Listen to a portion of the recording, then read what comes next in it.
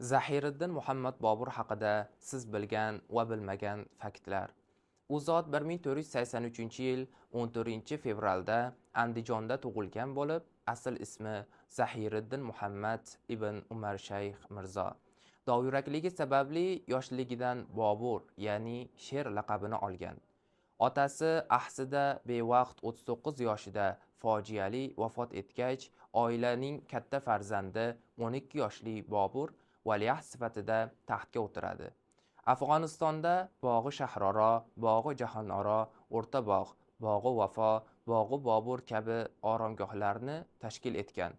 Bobur Mirzoning mubayyin asari masnaviy tarzida yozilgan bo'lib, islom huquqshunosligi va shariat aqidalariga bag'ishlangan.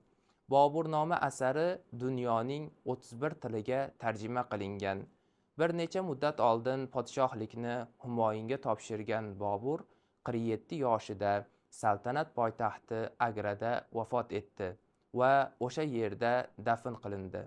Keyinchalik vasiyatiga muvofiq xoki Qobulga keltirilib, o'zi bunyod ettirgan Bog'i Boburga qo'yildi.